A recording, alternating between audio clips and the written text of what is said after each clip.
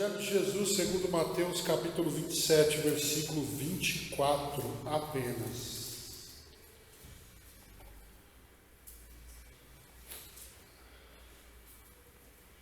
O texto diz assim: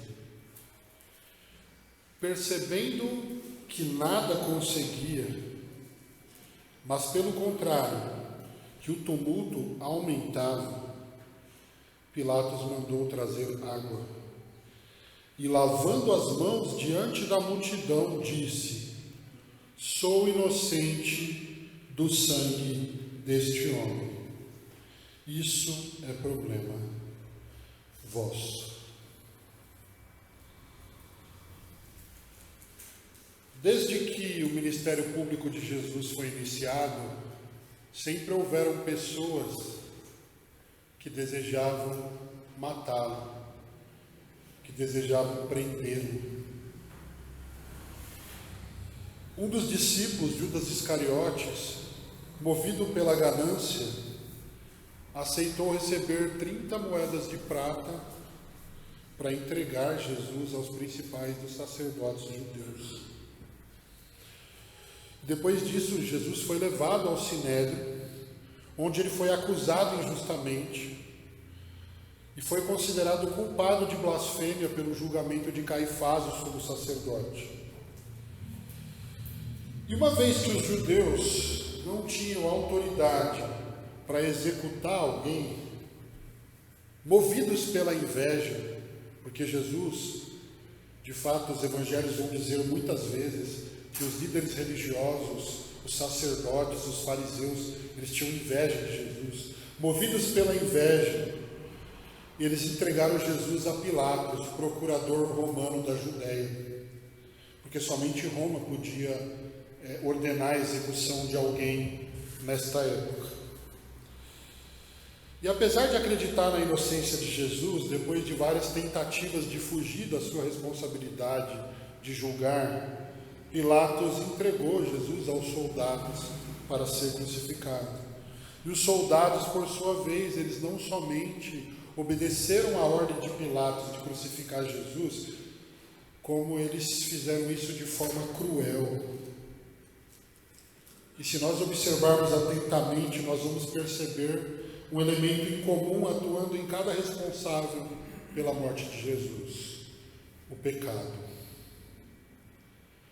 Porque a raiz da ganância de Judas, a raiz da inveja dos judeus, a raiz da covardia de Pilatos e da crueldade dos romanos é a natureza humana má e pecaminosa.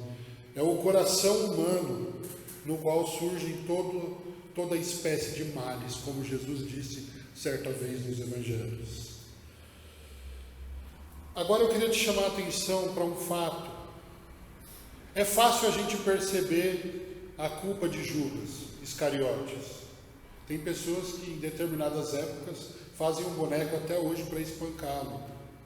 É fácil a gente perceber a culpa daquele que traiu Jesus, daquele que entregou Jesus aos judeus.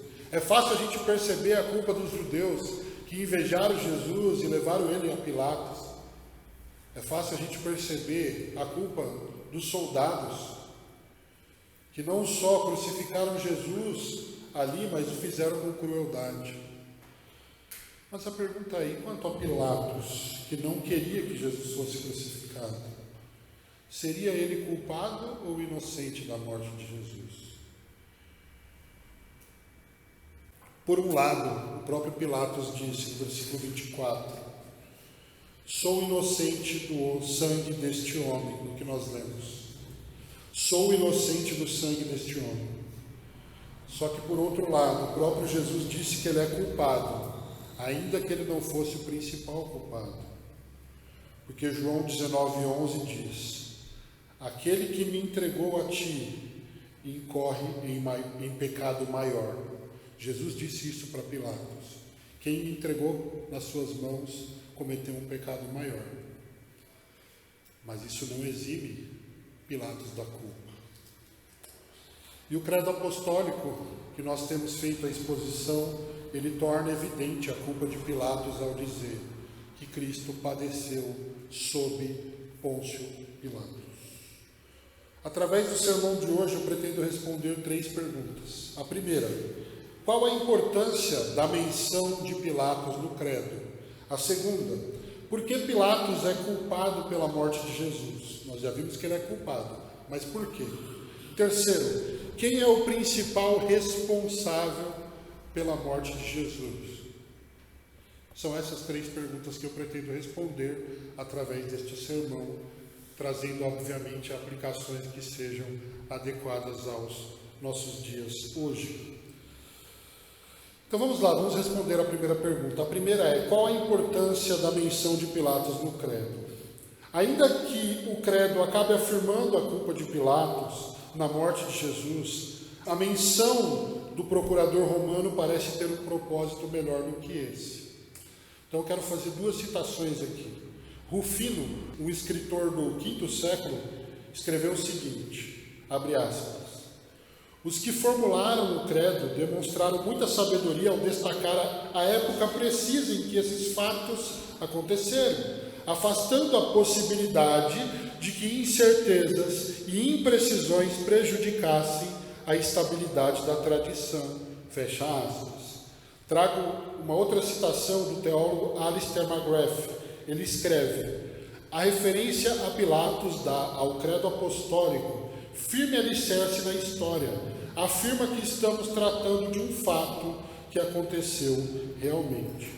Ou seja, quando o credo menciona Pilatos, ele situa o sofrimento de Jesus dentro do período de 26 a 36 anos depois de Cristo, tempo em que Pilatos foi governador da Judéia. E essa menção, ela contribui para a veracidade da história de Jesus. Isso significa que o Evangelho não começa com "era uma vez".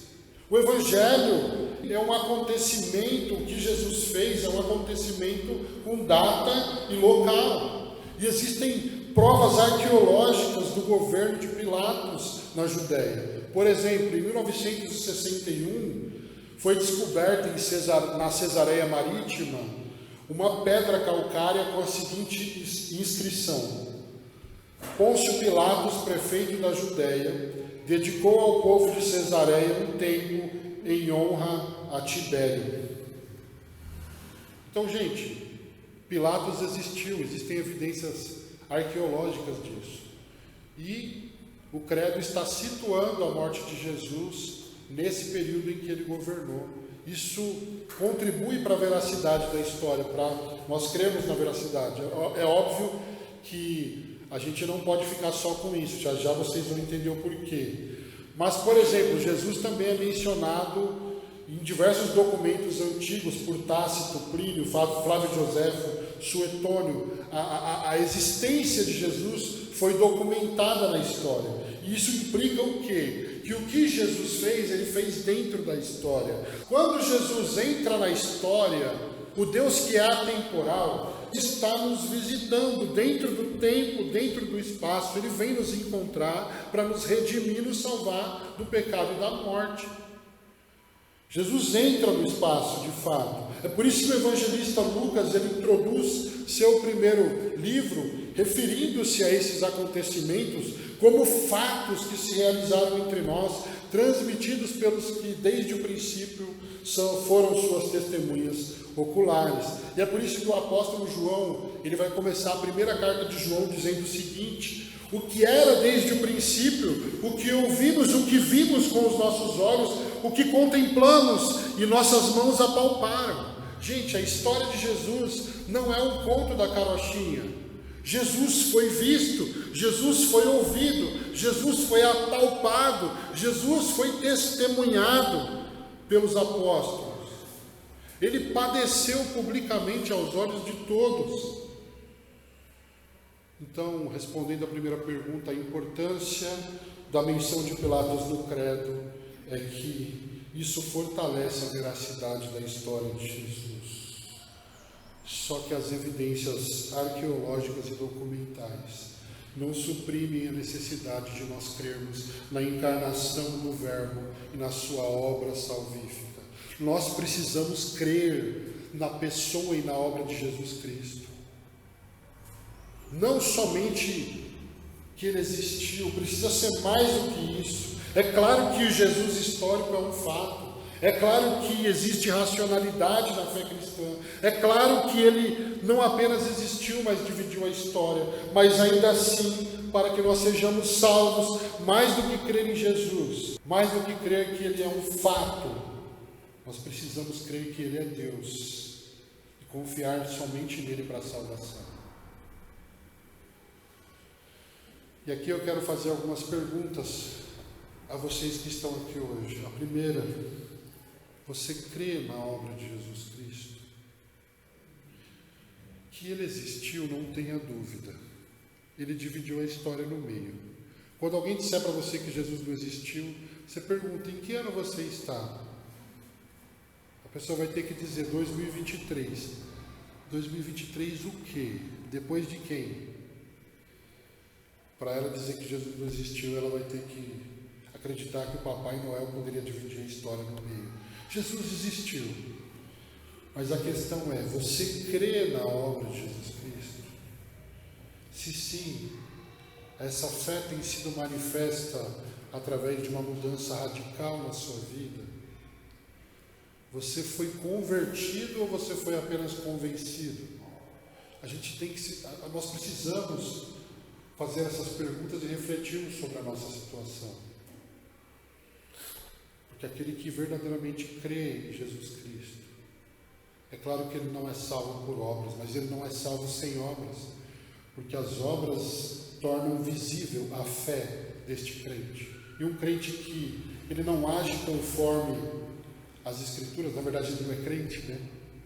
Ele é crente de boca. Ele tem uma confissão, só que é improvável a confissão dele, porque ele não vive conforme a fé que ele professa. Essa é a primeira pergunta. Vamos para a segunda pergunta. Por que Pilatos é culpado pela morte de Jesus? Na maioria das vezes a gente pensa em pecado em termos de ação. Só que o pecado muitas vezes ele ocorre por omissão. Geralmente a gente pensa em pecado como atividade, mas o pecado ele também acontece por passividade. E esse foi o pecado de Pilatos. Porque quando os judeus trouxeram Jesus a Pilatos, depois de um primeiro interrogatório, Pilatos afirmou em Lucas 23:4: não acho culpa alguma neste homem. Então o que ele devia fazer, gente? Como procurador romano responsável por esses julgamentos, ele deveria soltar Jesus. Só que os acusadores de Jesus foram insistentes. Eles foram acrescentando cada vez mais acusações e causando um grande tumulto entre o povo, e isso pressionando Pilatos. E aí então, o procurador Pôncio Pilatos ele fica diante de um impasse. Por um lado, ele queria evitar sentenciar Jesus, porque ele acreditava que Jesus era inocente. Mas por outro, ele queria evitar exonerá-lo, porque os judeus o consideravam culpado. Então a situação ameaçava a Pax Romana. O que é a Pax Romana? A Pax Romana foi um período em que o Império Romano manteve suas províncias dominadas. Foi um período de grande paz e prosperidade. Em contrapartida, essa situação tinha o potencial de acabar com aquela paz, de trazer um tumulto entre o povo judeu, que afetasse não só Pilatos, afetasse o império, e obviamente o imperador acabaria sabendo disso, e Pilatos, o seu posto estaria em risco, né? Nesse caso. Então, o que nós vemos em Pilatos? Nós vemos um homem tentando fugir da sua responsabilidade de diversas maneiras. A primeira tentativa, ele primeiro descobre que Jesus é da Galileia. É lógico que Jesus nasceu em Belém, né, da Judéia, mas ele cresceu na Galileia. E aí Pilatos ele entende o seguinte: olha, interessante, eu vou mandar Jesus para ser julgado por Herodes, porque isso aí está fora da minha jurisdição. E Herodes estava em Jerusalém. Herodes zombou de Jesus, deu risada, não achou culpa alguma em Jesus e mandou de volta Jesus para Pilatos. Então a primeira tentativa dele fugir de fazer esse julgamento deu errado. E aí então a gente vai perceber que quando Herodes manda Jesus de volta, Pilatos interroga Jesus novamente. E ele chega à conclusão pela segunda vez. Lucas 23, 14. Não achei nele culpa alguma. E aí então ele vai buscar uma segunda alternativa. Pilatos tem outra ideia. Tive uma ideia. Eu vou castigá-lo e depois soltá-lo. E aí então, para quem assistiu o filme da Paixão de Cristo, aquele momento em que Jesus está amarrado, ele está sendo chicoteado, e aquele chicote romano, ele tinha pedaços de ossos, de metais, e aquilo vai dilacerando o corpo de Jesus. Pilatos achou que os judeus ficariam satisfeitos quando vissem as costas de Jesus toda dilacerada, sangrando, quando o vissem todo machucado. Mas, gente, isso não foi suficiente para eles.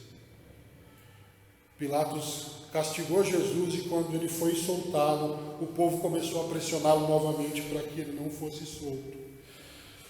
Então Pilatos tenta uma terceira manobra aqui.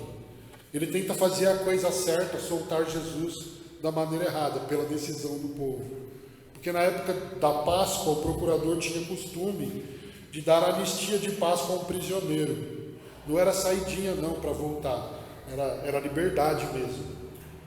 Chegava na Páscoa, eles tinham o hábito de libertar um prisioneiro. E aí Pilatos entendeu o seguinte: olha, se eu colocar esse homem e colocar alguém bem ruim do outro lado, certamente eles vão libertá-lo, porque ele não queria condenar Jesus. Então Pilatos coloca diante da multidão Jesus e um homem chamado Barrabás, que foi o responsável por uma revolta nas redondezas em Jerusalém ali, e ele também era homicida, ele matou uma pessoa nessa revolta, enfim, ele era um assassino. Mas para surpresa de Pilatos, instigada pelos líderes religiosos, a multidão começou a gritar: solte Barrabás, solte Barrabás. E como se não bastasse, imagina essa cena, Barrabás saindo, um criminoso, sorrindo, talvez, eu acredito que sim, e Jesus sem pecado algum, aquele que nunca se achou engano na boca dele, dilacerado, todo machucado, permanecendo ali. E o povo ainda não está satisfeito. O que eu faço com esse homem? A multidão instigada pelos líderes religiosos, eles começam a gritar: crucifica-o, crucifica-o. E é nesse momento que pela terceira vez Pilatos fala: eu não achei culpa alguma nele. Ele fala 3 vezes. Mas aí a situação começa a ficar insustentável, sabe por quê? João 19:12. O povo começou a gritar: se soltares este homem, não és amigo de César. Todo aquele que se declara rei é contra César. Pilatos já tinha tido problemas com o imperador Tibério 2 vezes, de forma que outro problema provavelmente faria com que ele perdesse o seu posto. Então o impasse de Pilatos é o seguinte: faço justiça e libero esse homem justo, ou eu garanto o meu posto e deixo ele morrer. Aí vem a última tentativa de se eximir dessa responsabilidade. Quando ele vê que o tumulto está aumentando, e esse é o texto que nós lemos, o versículo que nós lemos. Quando ele vê que a multidão não para de gritar: crucifica-o, crucifica-o, ele pede uma bacia com água e lava as mãos diante do povo e diz: eu sou inocente do sangue deste homem. Isso é problema de vocês. E os judeus ali começaram a gritar: que o sangue dele caia sobre nós e sobre os nossos filhos. É uma cena muito forte de imaginar. Só que Pilatos, apesar de ter dito, eu sou inocente, João 19,16 vai dizer, então Pilatos o entregou para ser crucificado. Pilatos não é inocente. Pilatos pode ser menos culpado do que Judas, mas ele não é inocente. Ele entrega Jesus para ser crucificado. E até hoje, o credo cristão fala da culpa de Pôncio Pilatos quando ele diz que Cristo padeceu sob Pôncio Pilatos. Gente, a covardia de Pilatos ocasionou a morte de Jesus. Portanto, o fato de ele acreditar na inocência de Cristo não fazia ele diferente de Judas, não fazia ele diferente dos judeus, e não fazia ele diferente dos romanos. Todas as pessoas envolvidas nessa situação eram culpadas. E talvez hoje seja muito fácil a gente olhar para Pilatos e julgá-lo. Se eu tivesse ali, eu teria feito o que é certo.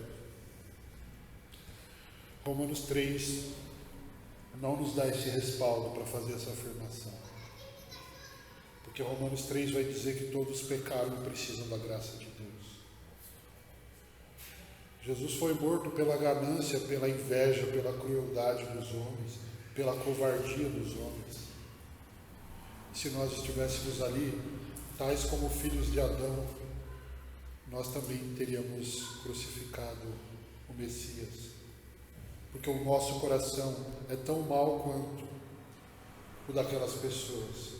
Porque toda a humanidade nasce separada de Deus e perdida.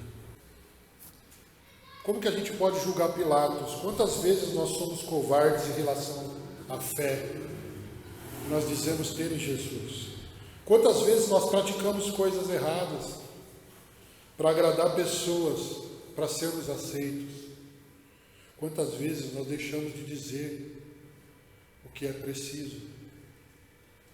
Há pessoas que dizem crer em Cristo, mas na primeira oportunidade que tem de testemunhá-lo, se acovardam por causa da pressão social de colegas, amigos ou ideologias da sociedade. Gente, aconteceu algo muito peculiar comigo hoje. Eu peguei o Uber para vir para cá de manhã e eu puxei o assunto com ele. Falei do jogo do São Paulo e do Flamengo de hoje à tarde. E dali a pouco ele puxou o assunto comigo sobre o final dos tempos. E ele não é cristão.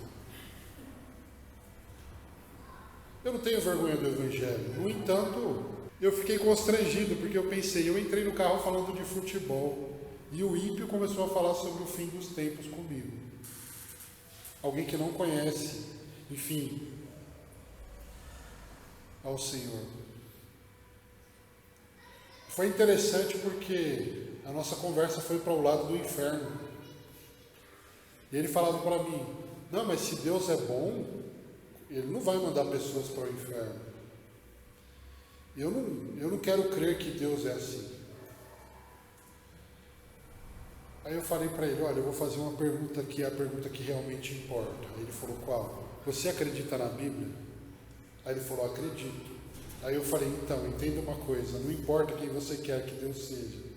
O inferno é real, porque a Bíblia diz que é. Tudo que a Bíblia diz é verdade. Ah, não, mas eu acho que um Deus... Eu falei, olha, com todo respeito ao que você acha, com todo respeito ao que eu acho, o que nós achamos não é importante. A Bíblia diz que o inferno é real.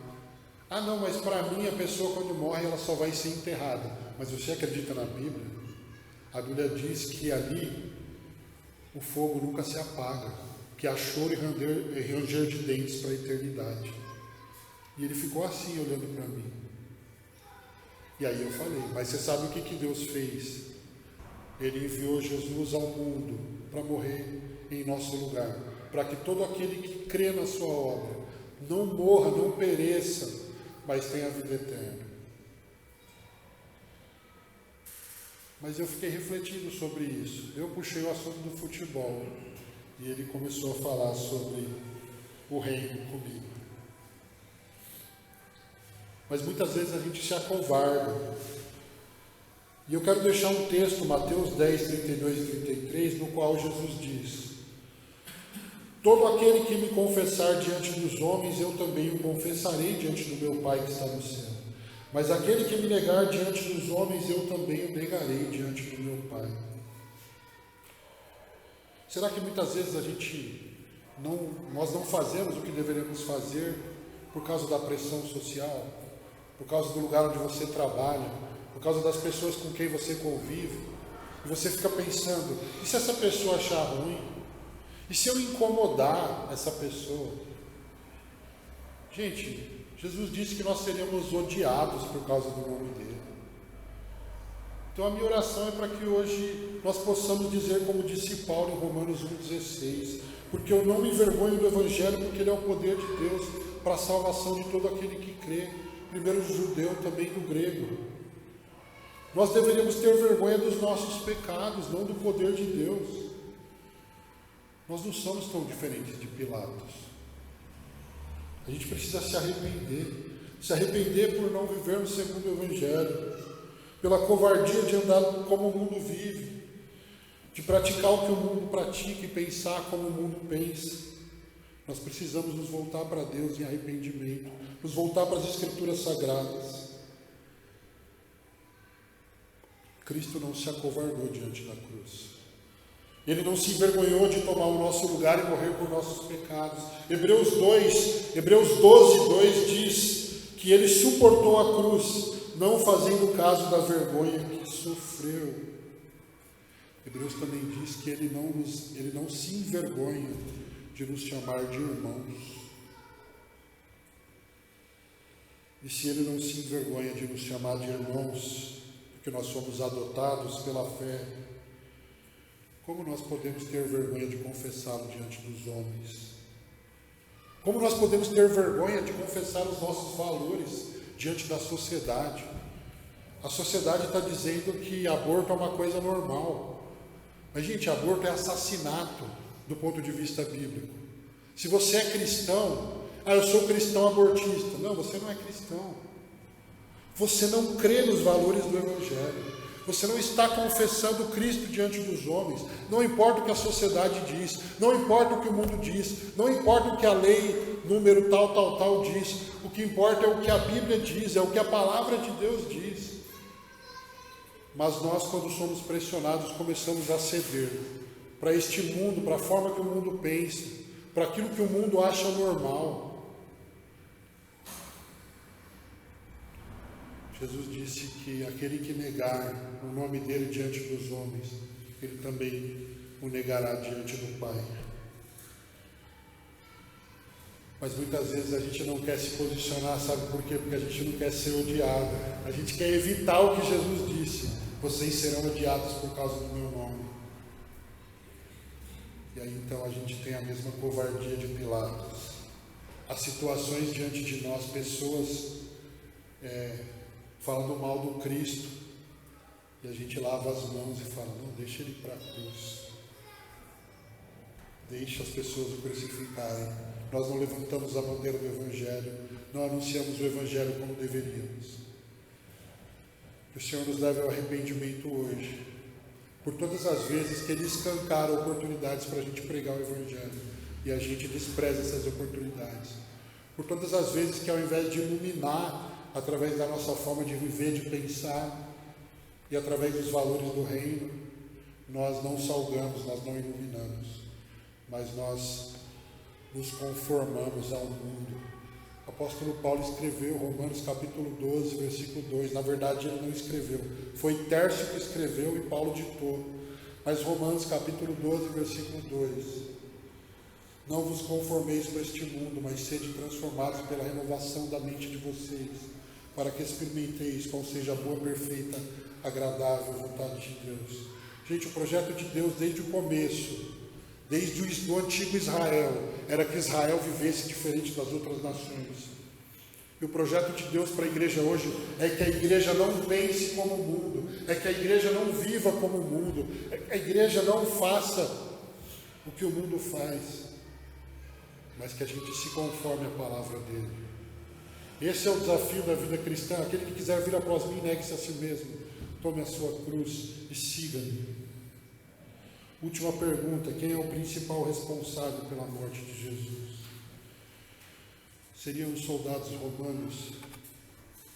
Seria Pilatos? Seriam os judeus? Seria Judas? Ou seriam os nossos pecados? É certo que todos esses mencionados são culpados da morte de Jesus. Mas o principal responsável da morte de Jesus não é nenhum desses.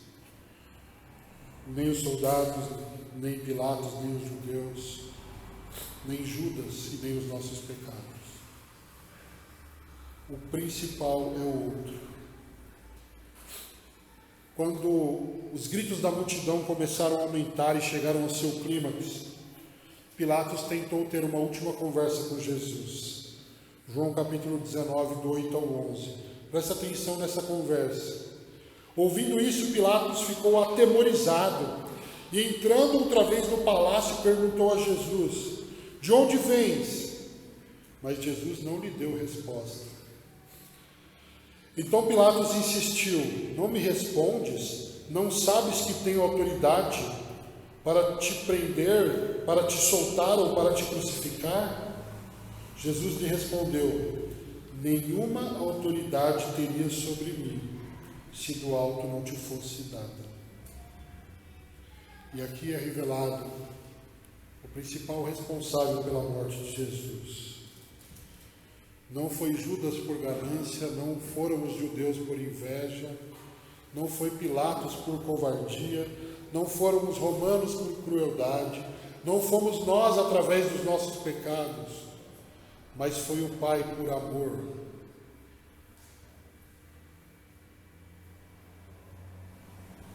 Porque Deus amou o mundo de tal maneira que Ele deu o seu Filho por nós. Ele entregou o seu Filho por nós.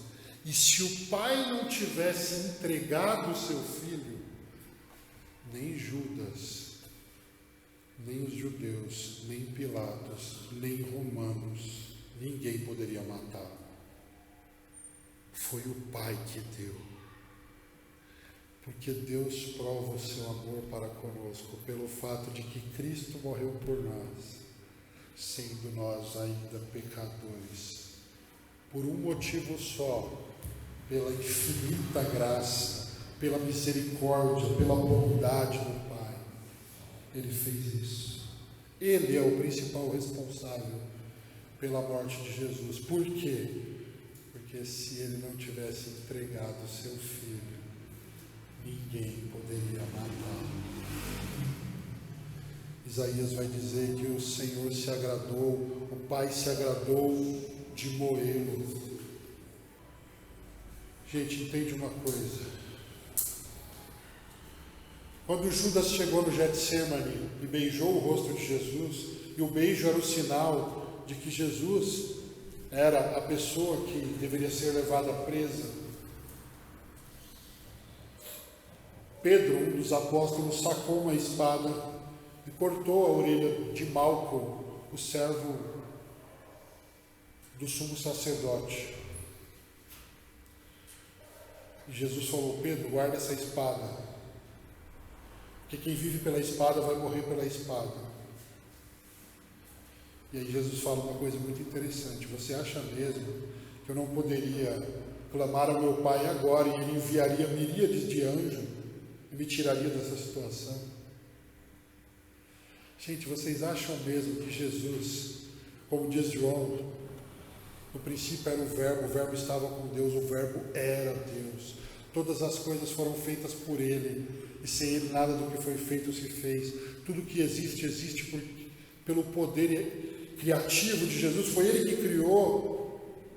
Você acha mesmo que Judas era capaz de armar uma tucaia para ele?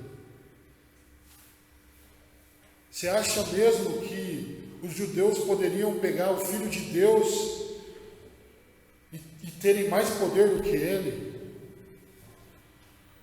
Você acha mesmo que Jesus não poderia ter estalado o dedo e de repente todos aqueles soldados caíssem que nem um dominó? Ele é Deus. E na verdade é por isso que o amor de Cristo nos constrange, porque nós olhamos para o Evangelho e nós entendemos o seguinte: Jesus morreu voluntariamente. Ninguém tinha o poder de matá-lo. Nem a morte tem poder sobre Jesus.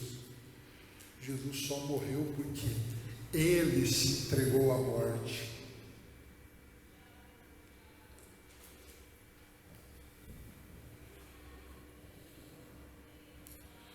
Esse é o Deus que nós somos chamados a crer, a amar, a obedecer e servir. O Deus que nos amou a ponto de submeter à morte, de se submeter à morte para nos resgatar e nos dar a vida eterna. Como nós podemos responder a um amor como esse?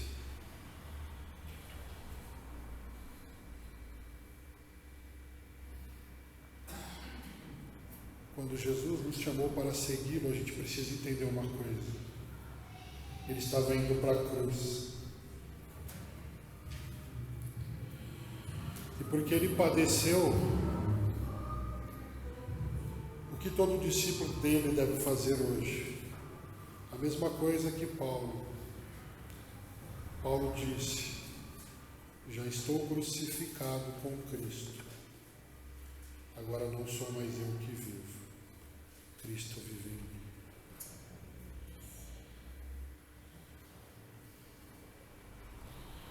Essa é a aplicação do padecimento de Jesus.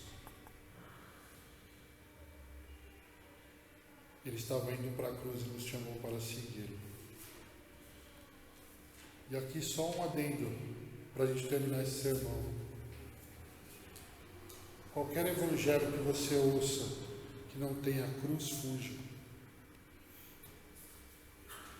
Fuja porque não é o evangelho de Jesus Cristo. Esse evangelho do tipo, vem a Cristo para você subir na vida, vem, sua vida vai dar certo, vem para você receber bênçãos, vem que você vai conquistar a vitória. Esse não é o evangelho de Jesus Cristo. O evangelho de Jesus Cristo é um chamado para a cruz. O evangelho de Jesus Cristo é um chamado para morrer.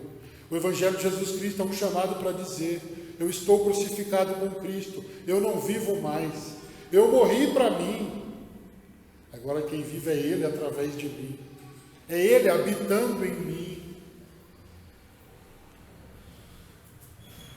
As 3 perguntas estão respondidas.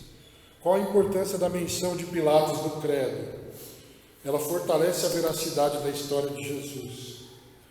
Por que Pilatos é culpado pela morte de Jesus? Porque o fato de ter desejado soltar Jesus não o impediu de entregá-lo à cruz. Por último, quem é o principal responsável pela morte de Jesus? O Pai deu o seu próprio Filho pelos eleitos, e o Filho foi para a cruz voluntariamente.